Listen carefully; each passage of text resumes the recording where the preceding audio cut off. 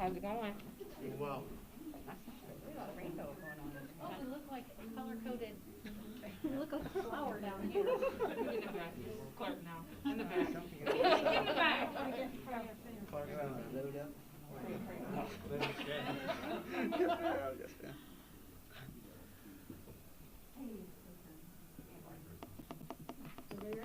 Ready? Close that door. Yep. Okay, thank everyone for being here today. Greatly appreciate it. I want to make certain before each of you leave, there is an infographic. We'll explain all the highlights today about what we will cover. As you know, Hillsborough educators have been on the front lines of COVID pandemic since March in providing our students with consistent, innovative learning opportunities every single day, both online and within brick and mortar. In the face of the pandemic, challenges our nation's educational institutions have faced have been across this country, and those have been impacted no different than ones that our community businesses have been impacted in the same way. So school districts, like most business sectors, have been forced to identify solutions to keep staff, to keep students safe while providing services every single day that a community expects and that Hillsborough County community expects as well. In this case, Hillsborough County Public Schools is delivering a world-class education to our students every single day, and to ensure that we are fostering and inspiring a generation of future leaders. Our goal is to create the most desirable place that attract and attain and recruit the best educators that we can, who will prepare our students to compete inside and outside of our classrooms. The best strategy is to make certain that this is a reality that is used to recognize and support educators, especially in this climate, which is definitely uncertain. I'm so proud to share with you today that our district has negotiated a tentative agreement with the Classroom Teachers Association to provide salary increases to all of our teachers. This agreement, once ratified by the union, will not only be good for our teachers, but is the right thing to do for our entire district. This compensation package is anchored upon the Governor DeSantis' historic initiative dedicated to raising teacher salaries in the state of Florida. House Bill 641, which is recently signed into law, allocated $500 million to every school district in the state of Florida to raise the base salary of a full-time classroom teacher who is a new teacher or in their early career. And this will be substantial for those who have journeyed to Hillsborough in the coming years. The significant increase puts Florida among the best in the states, but also the best in the nation with a minimum pay. This bold step in alleviating the teacher shortage will allow us to recruit individuals to Hillsborough County. Hillsborough County has been given $38 million in this process, in which 80% of these funds will be earmarked toward the base minimum salary of new teachers, and $5.5 million of this fund will be transitioned to support our charter schools. This agreement increases and impacts 4,400 teachers in Hillsborough County and moves the starting base pay from $40,000 to $46,900, which is a celebration. So those who are starting will get a pay, brand new teachers will get a $6,900 pay increase due to this initiative. I understand that these pay raises come at a time when we face difficult budget decisions in Hillsborough County. But despite those challenges, we've been able to develop a plan that protects both the increase in teacher pay and has also allowed us to lead in a fiscal responsible manner. So let me explain what we're doing at the district level to address this. First, we've identified 424 unfilled vacancies that we will not fill this coming school year. In addition, we will also have identified overages at schools of 300 positions that we will eventually put in place into individual schools based on need, based on enrollment. Also, the district has identified 60 temporary positions that could be eliminated and will be eliminated. These positions are filled for individuals who are hired after August 14th. And the district allows us to further protect employees and teachers that have been on the front line and been in our school district for many years, especially during this present time. These steps will allow us to reduce active payroll expenses. And it potentially, over the next 2 years, allow us to save $57 million to help us of active payroll. Over the summer, you may know that we addressed and eliminated 129 district-level positions. equating to over $7 million. And then this package as well will allow us to go further and to identify 20 additional positions that will allow us to be a total package of eliminating $8 million within Hillsborough County at the district level. It is important to remember that programs such as art, music, PE, IB, and magnet programs will be protected. It's very important to the board, very important to me as a leader, that we will protect these programs every day. We know that we know what they mean to our students, to our parents, and to our community members. In addition, the budget reductions involving school and district personnel, we will also address non-instructional avenues of saving $12 million in addition to help us with our shortfall. We will now transition to phase 2. Phase 2 will allow us to look at multi-million dollars of saving money. We will look at overall of district level positions, current properties that we could potentially sell or surplus land. We will look at every consultant contract, every vendor contract in this organization to determine if they are mission critical. And if they don't align and benefit students, they will no longer be a part of what we're trying to accomplish. We will freeze hiring at the district level for administrative jobs, supervisors' jobs, general managers' jobs. And we will also look at discontinuing any grant that the firms and mandates that we put additional general revenue dollars on as matching dollars in order to move forward with this. And we will reduce travel, not only in county, but out of county as well.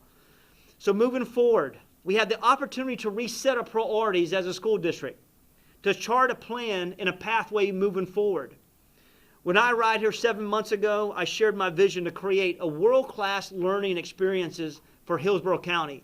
It was all inclusive of Accelerate Hillsborough plan to make certain that we had the right educators in the right positions and leaders in every classroom, every day, in every school. While my original plan to accelerate Hillsborough has been disrupted due to this pandemic and also the financial challenges, this blueprint still stands as a model to improve the overall health of our school district. As we move forward, this administration will focus on 3 priorities: improve student achievement, which is linked to eliminating D's and F schools in our school district. The second one is to make certain that we improve the overall financial health and protect taxpayer dollars. And the third one is to actively engage our community and to assure ongoing outreach. This pandemic has not allowed me as a leader to do that, and this will hopefully get a chance to do it. So make no mistake, our district will continue to undergo multi-phase processes over the next 2 or 3 years designed to improve and strengthen our district so that we can work to become a premier school district, not only in Florida, but to be able to do it, be acknowledged throughout this nation. It is no longer acceptable to be the 40th out of 67 school districts ranked academically. It's no longer acceptable to lead, to have the most D&F schools in the state of Florida. This team stands ready. This board is committed. They hold me accountable every single day to work to protect our students and to make sure we have first-round draft picks in our school district. Therefore, each step must be a healthy partnership with the board and also CTA, because we will begin a path forward to be able to have the right leaders and the right message. Like many of you, this has been one of the toughest times for me professionally. And I can tell you this, I am uberly focused and intensely on my job. But this has weighed heavy on my heart. I know this isn't about me, but I've had to make really difficult decisions that I wouldn't make as a leader. I would never, ever take educators out of schools. But when faced with a situation like this, it's taxing, not only on students, not only on this board, not only on this partnership with Stephanie and Rob and CTA, but the community. Me personally as well, every single day. But I'm committed to making this right and to champion this and bringing back the accelerated opportunities to make this place what it is. It is a place that everyone understands they want to become. The glory days were here in Hillsborough County. I look forward to rekindling those days and to creating something special. I'm so grateful for every teacher in this community. I'm so grateful for their professionalism, their opportunity to step up in times where it is very difficult to do and to lead. More than ever, it's so complex to be a teacher. More complex to be a principal as well. But we thank you for this, and this compensation is truly in the light to say, we care about you every single day. It has to happen, and the issues have to be separated from financial issues that we will have a plan to address to compensating our teachers every day who do this great, magnificent work.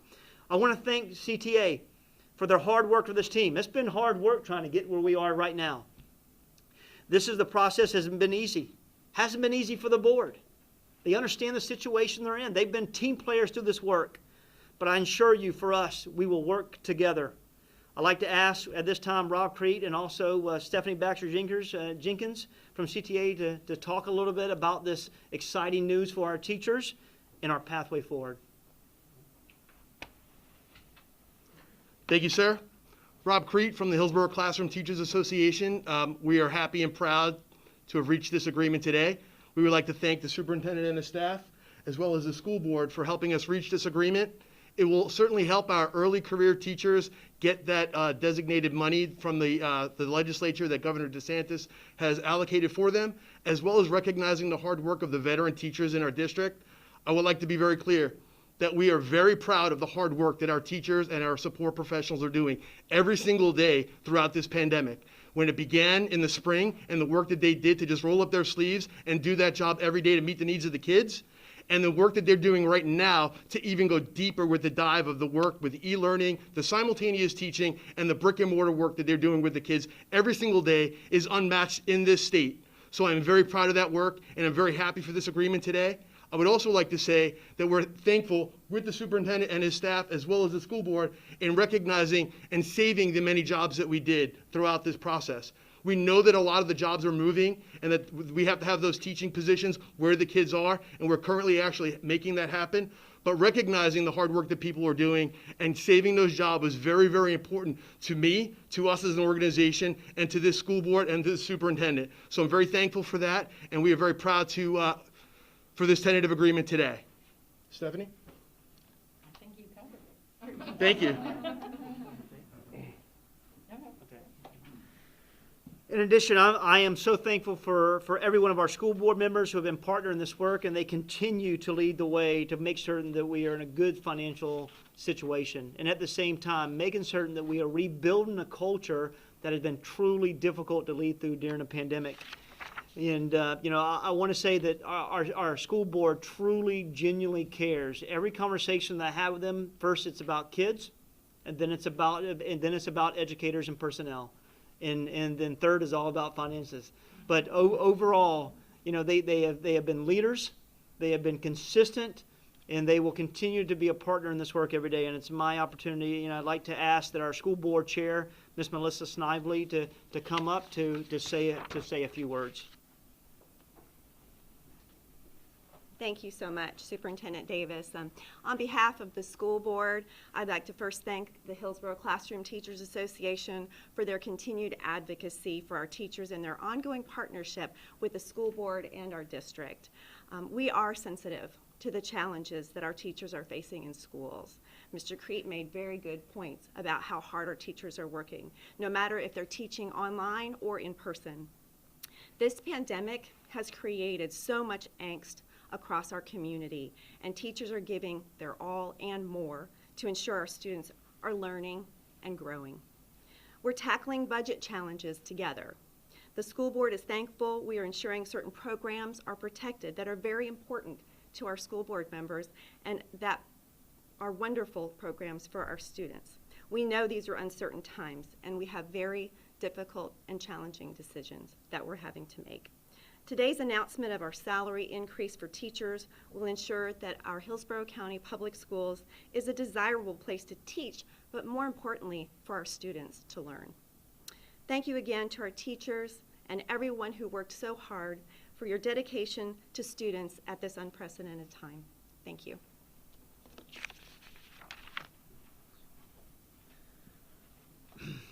Thank you again. Thank you to our community for continuing to partner with us as we stand to achieve a vision of creating a world-class education in Hillsborough County.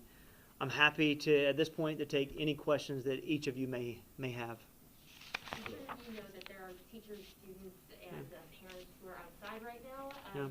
They may hear about the salary increases and be excited about that, but what's your message to the people outside who may still be fearful of losses, job cuts, losing their favorite teacher, et cetera? Yeah, so this team's done a really nice job to be able to protect teachers in allocations within our school district. We originally identified 3,000 positions that were overages that were related to the staff allocation model. And through partnerships and to drilling down, we've done a really nice job to be able to only release temporary individuals, which is up to 60. We may be less to the impacts. We know there's going to be some shifting around.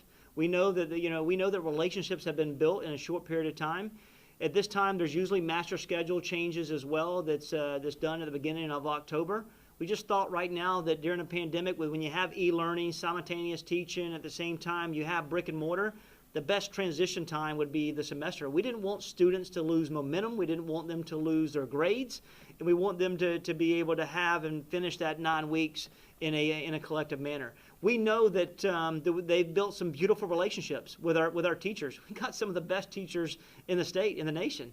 And however, we've got to also make certain that we're moving teachers where the enrollment is driven. As I said, we're down 3,000 students. We're across this district. So we've got to do our best to be able to make those adjustments while remaining fiscally responsible. When the second quarter starts, everything settles. Teachers will be in place, new relationships will be built, and the great thing from a curriculum standpoint, it just picks up from a continuum perspective. Our curriculum guides and our curriculum is seamless. So we know it, we understand, but at the end of the day, when we are $72 million that we have to address, we've got to make a few changes. And you got to understand this: when we protected so many positions, you got corporations, companies, not only in state and Hillsborough, but throughout this nation, that are furloughing, that are losing jobs. And we've did everything we can to protect those who've been with us for a long time. Mr. Davis, I know it's tough times, but I got to ask you a tough question. This will give you an opportunity, I think, to address something that I believe will come up in public comment today.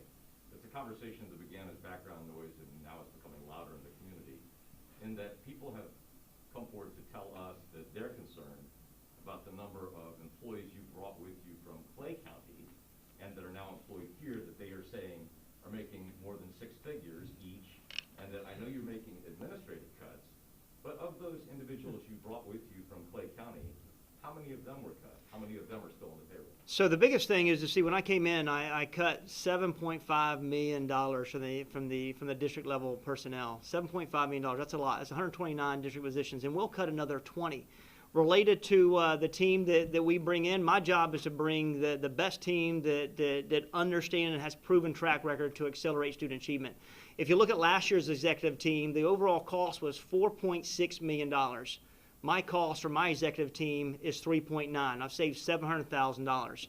So overall, when we talk about team members, my job no different. If I was going to be named the head coach of the Bucks, I'm going to bring team members, an offensive coordinator, defensive line coach, an operations lead that understand our systems, our processes, a proven track record for accelerating student achievement. Every student deserves to have the best people on the field to play every day. So we'll continue to do that. And, the team that, whether if I brought them from Clay, from Duval, from the southeast of the United States, because we brought a lot of good people here, we take those knowledge and couple it with the great things that have happened in Hillsborough and put those together, we'll be able to create a world-class experience every day. Rob, can I ask you a different question, if I may? Sure. Because I see that, incoming teachers are having a salary increase. What about existing teachers? Talk to me about what they got out of this contract, and are you satisfied it's sufficient? Well, quite honestly, veteran teachers and all teachers in the state of Florida are grossly underpaid and undervalued in the state of Florida, and I always point that finger at the legislature. Based upon our funding, what we're looking at is we're helping out those early career teachers as based upon the allocation from the legislature and Governor DeSantis, and all of our veteran teachers get their year of successful credit for last year. So for all of them, based upon where they fall on that scale, will determine how much of a raise that they would actually get. We're 50th in the nation, according to a study from Wallet Hub, in teacher salary right now. USF just cut their College of Education for their undergrad programs. It's awful. Because they have significantly fewer applicants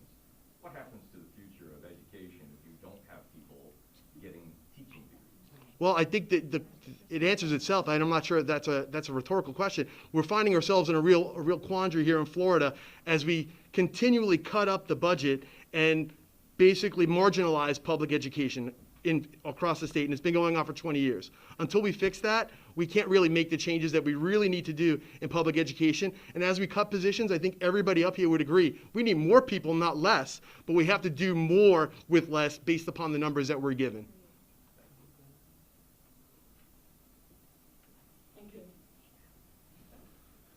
Superintendent, I do want to ask you, I know that you did get a little bit emotional while you were addressing us. I just want to ask you why. I know that these months have been hard for everyone, and unfortunately, you do have people that are losing their jobs. I mean, I've had family members that, extended family members that have been in this situation, whether they're shutting down businesses, laying off individuals, or they've been laid off personally. And it's hard. It's hard every day. It's hard for me. I mean, biggest thing for me is that I care. I care deeply about, this organization, our children, our community.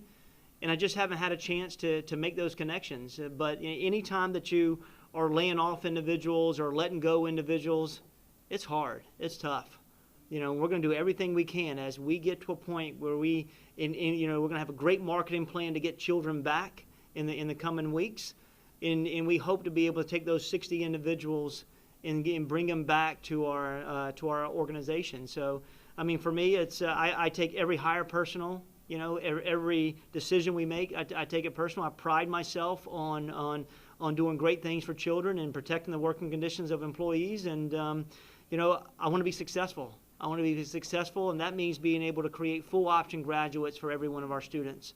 And but we'll get there. So, I mean, every decision we make, and a lot of decisions that I've had to make, I didn't create the issue. It's been a lot of stuff, whether it's finances, whether it's difficult decisions that I had to make linked to the pandemic. It's been unpopular and unattractive. And but you know what? Strong leaders step up and they work through it and make the best decision that we know how to related to this organization. So, it's everything is connected to me personally. Would you say that once things get better, then those 60 individuals could be guaranteed a position back within this school district? I mean, there's definitely an opportunity. I mean, if we get to a point where we have attrition every month, so being able to move throughout every month, we're going to have definitely, there's going to be specific needs, and it's all going to be linked on certification. We do have a pool of educators right now that will be able to fill positions as they come open, but some may be very specific to a certification that an educator may not have. And we may be able to go link to those 60 individuals to be able to place them in that position. So we're going to do everything we can to protect everyone. And today, it's a step in the right direction to being able to acknowledge the hard work our teachers are doing every single day.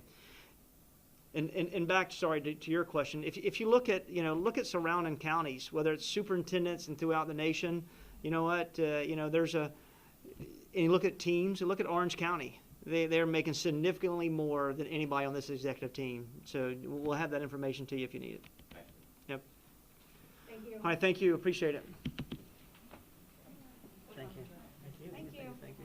Thank you. Good job. Take this with me. Thank you. Appreciate it.